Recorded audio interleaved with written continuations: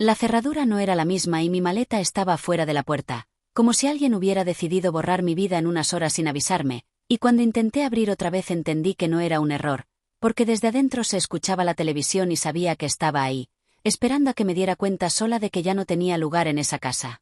Toqué varias veces hasta que abrió solo un poco, lo suficiente para mirarme con desprecio, y sin dejarme pasar dijo que no volviera, que esa casa ya no era mía, que me fuera a pedir limosna a otro lado porque según él eso era lo único que sabía hacer. Palabras que me dejaron sin aire. Sobre todo porque 3 días antes yo estaba en el hospital cuidando a mi madre enferma mientras confiaba en que todo seguía igual. No tenía a dónde ir, así que regresé con ella tratando de no llorar, pero en cuanto le conté lo que había pasado, me tomó la mano con una calma extraña y susurró que no tuviera miedo, que todo estaba saliendo como debía, porque quien me había dejado en la calle no tenía idea de lo que habíamos hecho el día anterior.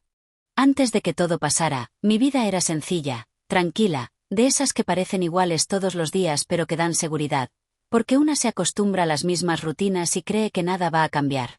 La casa donde vivíamos no era grande ni lujosa, pero la habíamos arreglado poco a poco, comprando las cosas entre los dos, celebrando cada mejora como si fuera un logro enorme, y durante mucho tiempo pensé que ese lugar era el resultado de años de esfuerzo compartido, algo que nadie podía quitarnos de un día para otro. Las mañanas empezaban temprano, preparando el desayuno mientras escuchaba las noticias en la cocina, revisando que todo estuviera en orden antes de salir, y aunque había días cansados, me gustaba sentir que tenía un hogar al cual regresar.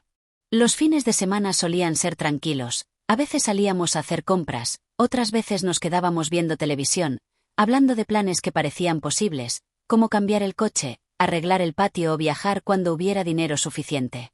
Nada parecía perfecto, pero tampoco parecía roto.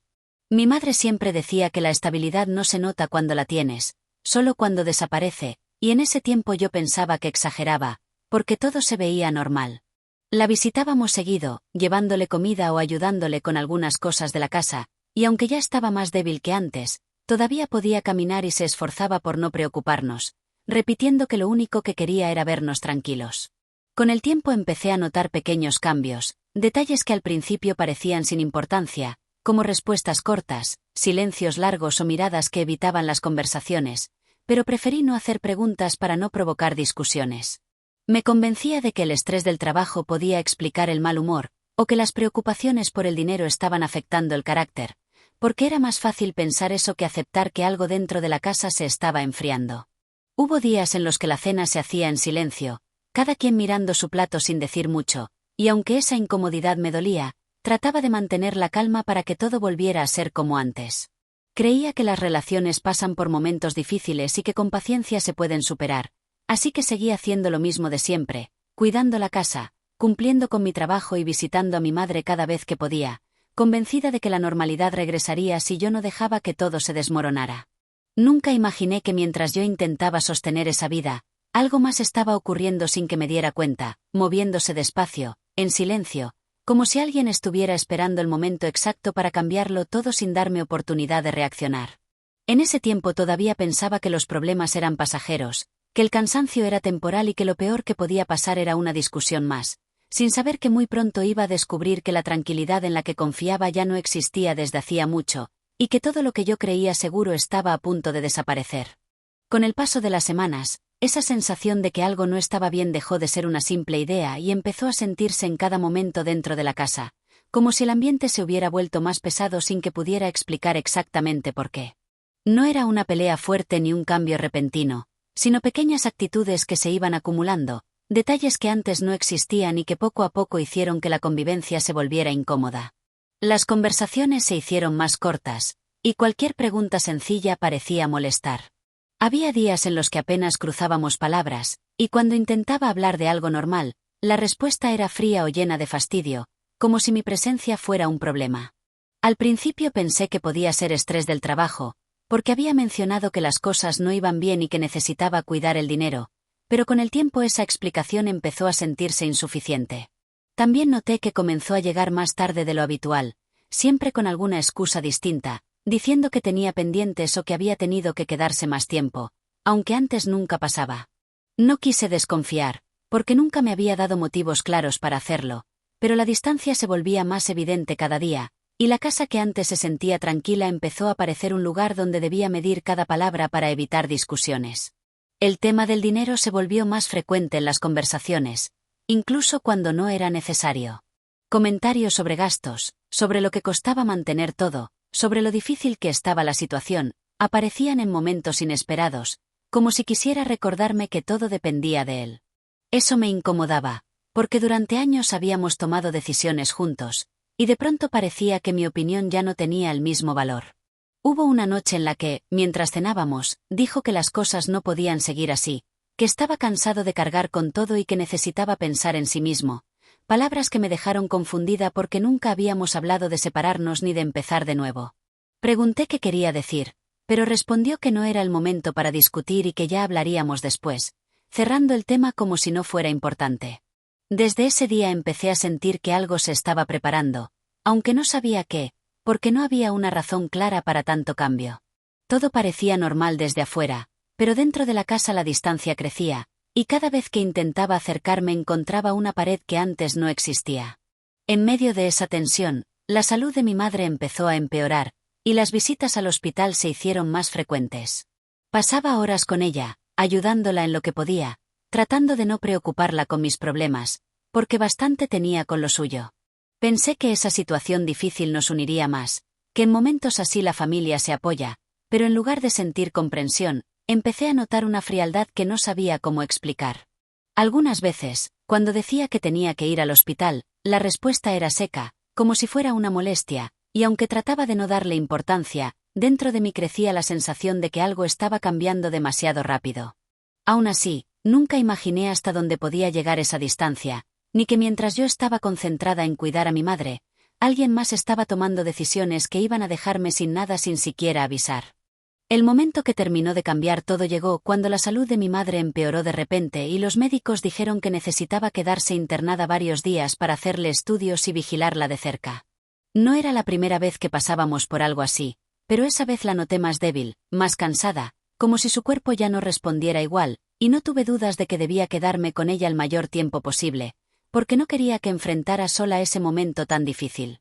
Avisé en casa que iba a pasar unos días en el hospital, pensando que lo entendería, porque siempre habíamos hablado de que la familia debía apoyarse cuando las cosas se complican. La respuesta fue corta, casi sin interés, diciendo que hiciera lo que creyera necesario, que él tenía suficiente con sus propios problemas y que no podía estar pendiente de todo. Ese tono me dolió, pero preferí no discutir, porque mi prioridad en ese momento era mi madre. Los días en el hospital se hicieron largos, con noches sin dormir, escuchando el sonido de las máquinas y esperando que los resultados salieran bien. Trataba de mantenerme fuerte para no preocuparla, hablándole de cosas normales, recordando momentos tranquilos para que no pensara en lo peor. A veces me preguntaba por la casa, por cómo iban las cosas, y yo respondía que todo estaba bien, aunque en el fondo sentía que algo no encajaba desde hacía tiempo. Durante esos días casi no recibí llamadas, solo mensajes cortos preguntando cuándo iba a regresar, como si mi ausencia fuera más una molestia que una preocupación. Eso me hizo sentir sola, pero me repetía que cuando todo pasara podríamos hablar con calma y arreglar lo que estuviera mal, porque después de tantos años juntos no creía posible que todo se rompiera de verdad. Una tarde, mientras estaba sentada al lado de la cama, mi madre me miró en silencio durante varios segundos, como si quisiera decir algo importante pero no supiera cómo empezar. Pensé que iba a hablar de su salud o de los estudios, pero en lugar de eso preguntó si yo estaba bien, si en la casa todo seguía igual. Le respondí que sí, que solo era una etapa difícil, que pronto volveríamos a la normalidad, aunque al decirlo sentí una inquietud que no pude explicar. Ella suspiró despacio y dijo que a veces las cosas cambian sin avisar, que una puede confiar muchos años y aún así equivocarse con las personas, palabras que me sorprendieron porque nunca hablaba así. Le pregunté por qué decía eso, pero solo respondió que con el tiempo iba a entender, que lo importante era no tener miedo si la vida obligaba a empezar de nuevo. No le di mucha importancia en ese momento. Pensé que eran ideas provocadas por el cansancio o por la preocupación, y preferí cambiar de tema para que descansara. Me quedé a su lado hasta que se durmió, convencida de que lo peor que podía pasar era que tardáramos más en salir del hospital. Lo que no sabía era que mientras yo pasaba las noches en esa habitación, creyendo que todo seguía en su lugar, alguien estaba aprovechando mi ausencia para tomar decisiones que iban a cambiar mi vida por completo, sin decir una sola palabra, como si estuviera esperando exactamente ese momento para hacerlo. Después de varios días en el hospital, empecé a sentir que la distancia que ya existía antes ahora era todavía más clara, como si algo se hubiera movido mientras yo estaba fuera y nadie hubiera querido decirlo en voz alta. No tenía pruebas, ni había pasado nada que pudiera señalar directamente, pero la forma en que respondía cuando preguntaba por la casa, por los gastos o por cualquier cosa cotidiana, era distinta, más seca, como si mis preguntas molestaran. Una tarde le llamé para avisar que los médicos querían que mi madre se quedara unos días más internada, y la respuesta fue un silencio largo antes de decir que hiciera lo que quisiera, que él no podía encargarse de todo y que la situación ya estaba siendo demasiado pesada. Ese comentario me dejó inquieta, porque nunca antes había hablado de esa manera, como si mi ausencia fuera un problema que ya no estaba dispuesto a tolerar. Al día siguiente necesitaba pasar por la casa para recoger ropa limpia y algunos documentos, porque pensaba quedarme más tiempo en el hospital, pero cuando llamé para avisar que iría, respondió que no era necesario, que él podía llevar lo que hiciera falta después, insistiendo en que no me preocupara por nada. La forma en que lo dijo no me dio tranquilidad, al contrario, me dejó con la sensación de que prefería que no regresara por el momento, aunque no explicó por qué.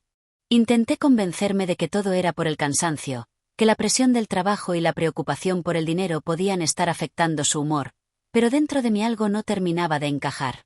Recordé las últimas semanas antes de que mi madre empeorara, las discusiones sin motivo, las miradas incómodas, las conversaciones que se quedaban a medias, y por primera vez pensé que tal vez los problemas no eran tan pequeños como yo había querido creer.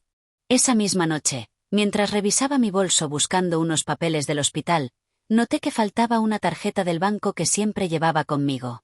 Al principio pensé que la había dejado en la casa, porque con el cansancio era fácil olvidar cosas, pero cuando revisé el celular vi varios mensajes del banco avisando de movimientos que yo no recordaba haber hecho.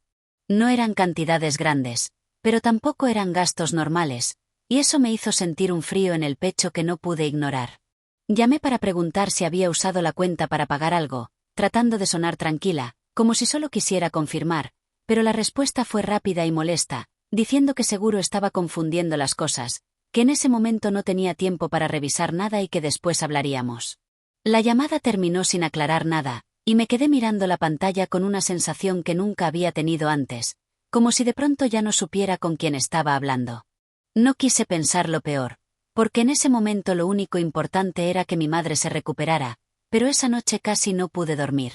Cada vez que cerraba los ojos recordaba los mensajes del banco, las respuestas cortas, el silencio extraño cada vez que mencionaba la casa, y una idea empezó a repetirse en mi cabeza aunque no quisiera aceptarla, como si algo se estuviera preparando mientras yo estaba lejos, algo que no tenía nada que ver con el hospital y que iba a explotar en cuanto regresara.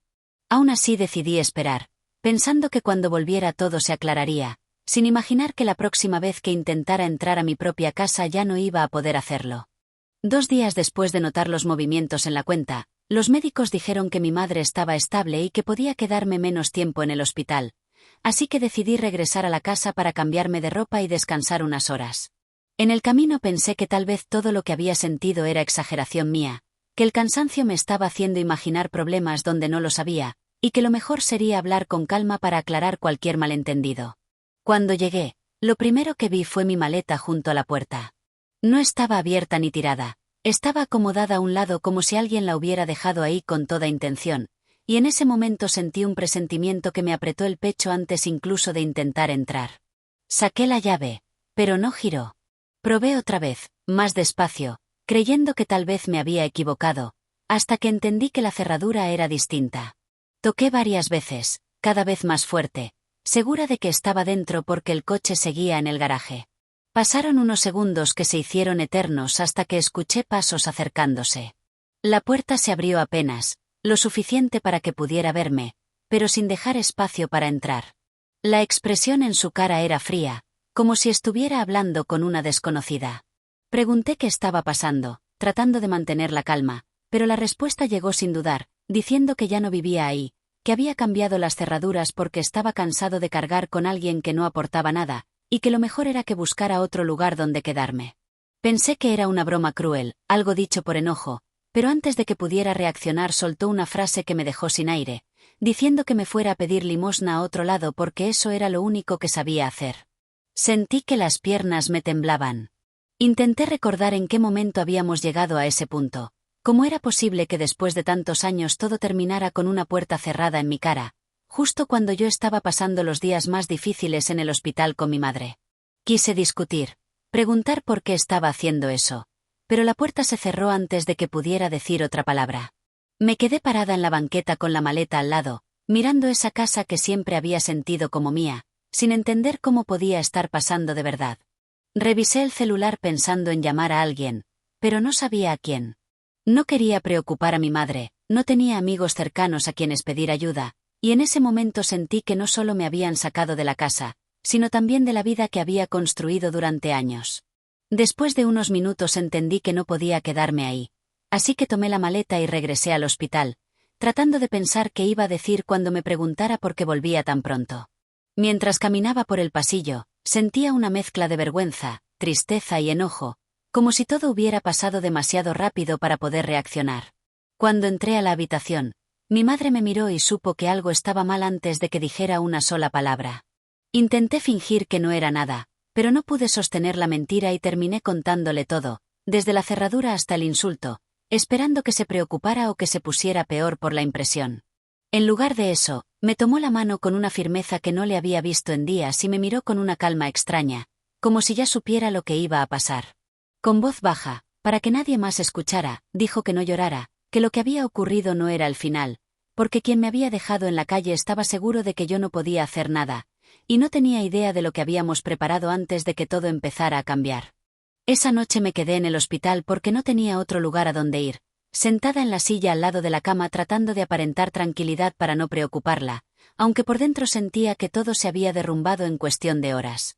Nunca imaginé que iba a pasar por algo así, mucho menos en el momento en que más necesitaba apoyo, pero lo que más me dolía no era haber perdido la casa, sino darme cuenta de que la persona con la que había vivido tantos años había esperado justo el peor momento para dejarme fuera. Intenté pensar en soluciones, en alguien a quien pudiera llamar, en algún sitio donde quedarme unos días, pero cada idea terminaba en lo mismo, no tenía a dónde ir sin explicar lo que había pasado, y no quería contar la historia todavía porque ni yo misma la entendía. Sentía vergüenza, coraje y una tristeza que no me dejaba ni respirar con calma, como si de repente todo lo que había construido se hubiera vuelto nada. Mi madre me observaba en silencio, como si pudiera leer cada pensamiento en mi cara, y después de un rato me pidió que me acercara. Pensé que iba a preguntarme más detalles, o que iba a decir que todo se iba a arreglar, pero en lugar de eso habló con una tranquilidad que me sorprendió, diciendo que no me preocupara por la casa ni por el dinero, que lo importante era que yo no perdiera la calma porque todavía no había terminado todo. Le respondí que no entendía cómo podía decir eso después de lo que había pasado, que me habían dejado en la calle sin avisar, que habían cambiado las cerraduras mientras yo estaba en el hospital, y que no veía ninguna forma de arreglar algo así. Ella escuchó sin interrumpir, y cuando terminé, apretó mi mano con más fuerza y dijo que justamente por eso había hecho lo que tenía que hacer el día anterior, porque presentía que algo así podía pasar. Sus palabras me confundieron.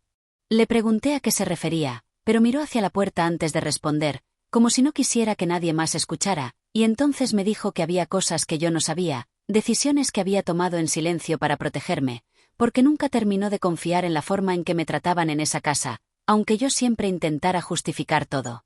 Sentí un escalofrío al escucharla, porque nunca había hablado así. Siempre había sido tranquila, evitando meterse en mis problemas, repitiendo que cada matrimonio tenía sus dificultades y que lo mejor era resolverlas con paciencia. Por eso me sorprendió verla tan segura, como si hubiera esperado ese momento desde hacía tiempo. Quise preguntarle directamente qué había hecho, pero me pidió que no me adelantara, que todavía no era momento de decirlo todo, que primero necesitaba que yo me calmara y entendiera que no estaba sola, aunque en ese instante sintiera lo contrario. Dijo que había hablado con alguien, que había firmado unos papeles y que lo había hecho pensando en el futuro, no en el presente, porque sabía que la vida puede cambiar en un segundo y que una mujer siempre debe tener algo que la proteja cuando todo lo demás falla. Me quedé en silencio tratando de ordenar lo que acababa de escuchar, porque mientras yo pensaba que lo había perdido todo, ella hablaba como si la historia apenas estuviera empezando. Miré mi maleta en el suelo, recordé la puerta cerrada, el insulto, la forma en que me habían dejado afuera sin dudar, y por primera vez desde que todo pasó sentí que tal vez esa humillación no era el final, sino el punto desde donde algo diferente iba a comenzar, aunque todavía no entendía cómo ni por qué. No pude dormir esa noche. Me quedé sentada al lado de la cama mirando a mi madre, tratando de entender lo que había querido decir, repasando cada palabra en mi cabeza, porque mientras yo sentía que todo estaba perdido, ella hablaba con una seguridad que no tenía sentido si de verdad nos hubieran dejado sin nada. Quise preguntarle otra vez, pero estaba cansada y se quedó dormida, así que esperé hasta la mañana siguiente con una inquietud que no me dejó descansar. Cuando despertó, me pidió que cerrara la puerta de la habitación antes de hablar, y ese simple gesto me hizo sentir que lo que iba a decir era más serio de lo que imaginaba. Se acomodó despacio, tomó aire y dijo que necesitaba contarme algo que había guardado durante años, no porque quisiera ocultarlo, sino porque pensaba que nunca sería necesario usarlo. Me explicó que desde hacía tiempo no se sentía tranquila con la forma en que me trataban, que notaba miradas, comentarios y decisiones que no le gustaban, aunque yo siempre intentara convencerla de que todo estaba bien. Por eso, sin decirme nada, había empezado a arreglar algunos papeles para asegurarse de que yo no quedara desprotegida si algún día las cosas se complicaban. No entendía a qué se refería hasta que sacó de su bolsa un sobredoblado que había estado guardando entre sus cosas del hospital. Lo sostuvo unos segundos antes de dármelo, como si quisiera asegurarse de que yo estaba preparada para leerlo. Cuando lo abrí, vi documentos con mi nombre, firmas, sellos, fechas recientes, y tardé unos segundos en comprender lo que estaba viendo. Me dijo que el día anterior, mientras yo estaba ayudándola con unos estudios, había pedido hablar con el notario que siempre la asesoraba, y que firmó los últimos papeles para dejar todo en orden.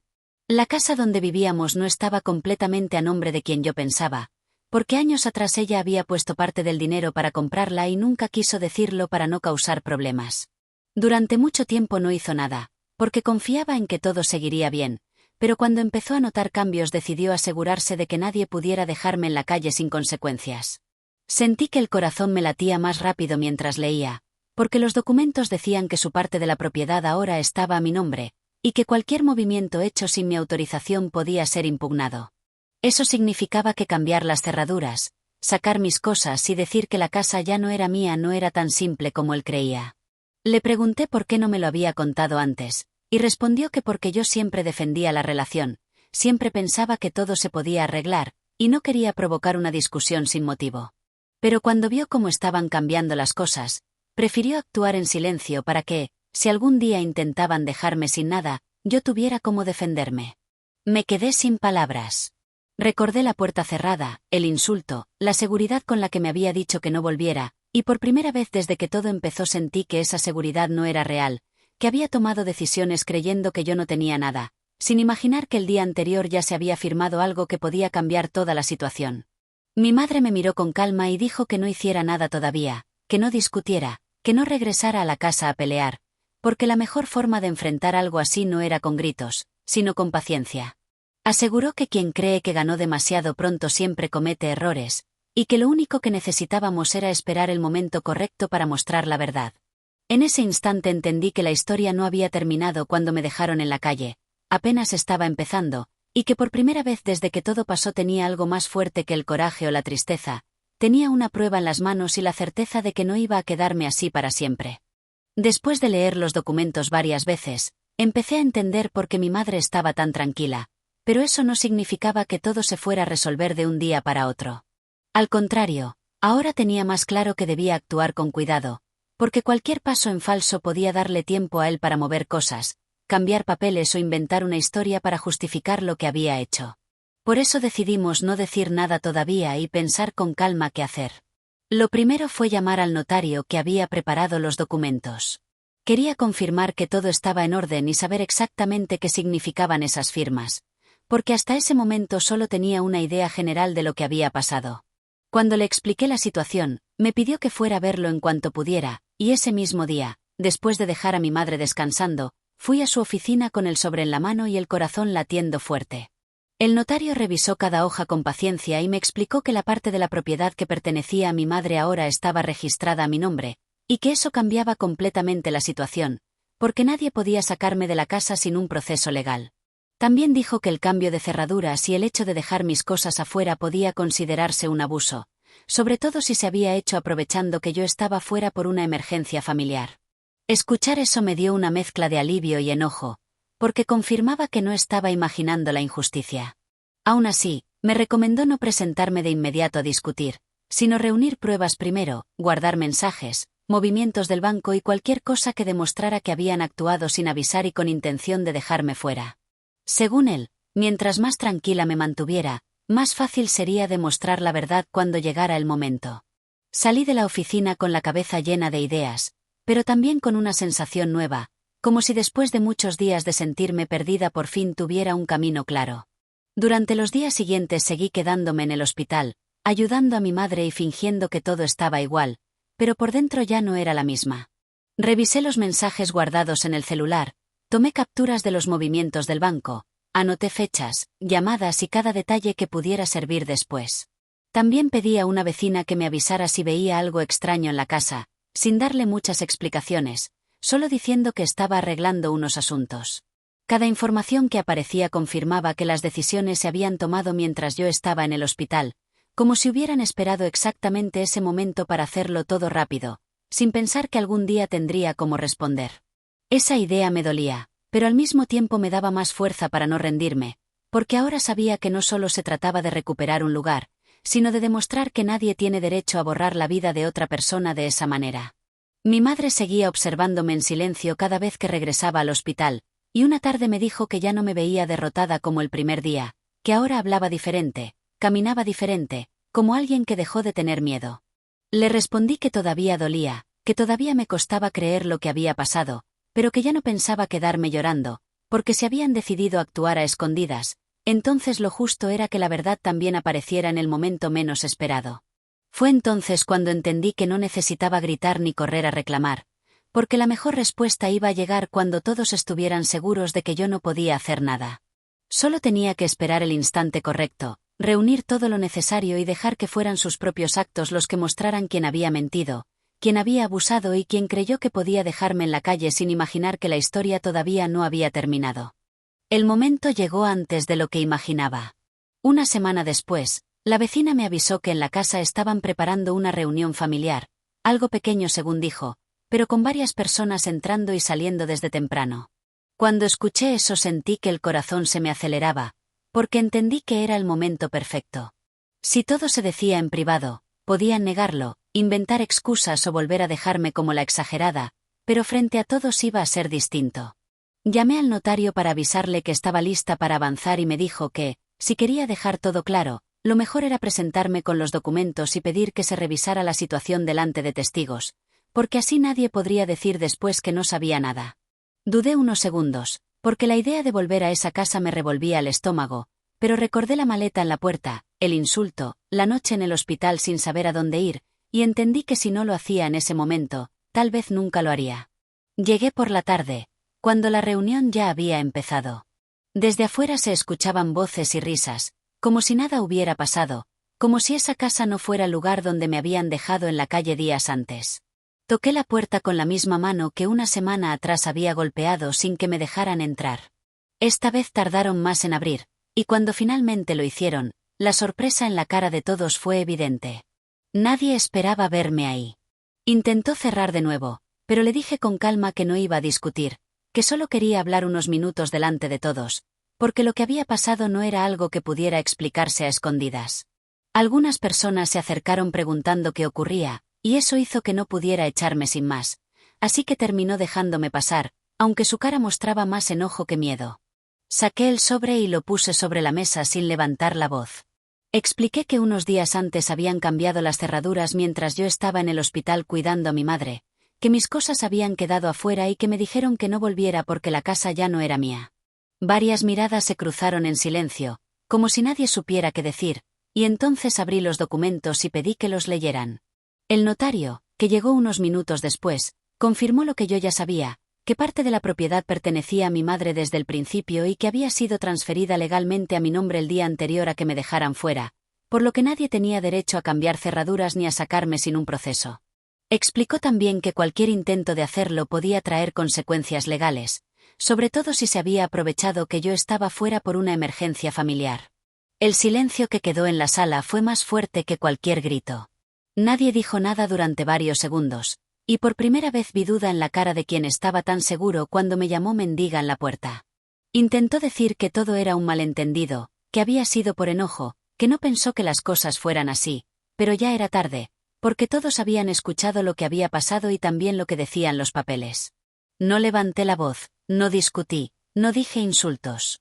Solo miré alrededor y dije que no había ido a pelear, que había ido a dejar claro que nadie tiene derecho a sacar a una persona de su propia casa aprovechando el peor momento, y que si yo había guardado silencio hasta ese día era porque quería que la verdad apareciera cuando ya no pudiera esconderse.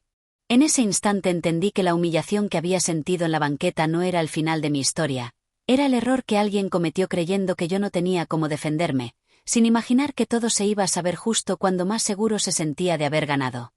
Después de ese día, nada volvió a ser igual, pero por primera vez en mucho tiempo el cambio no me dio miedo.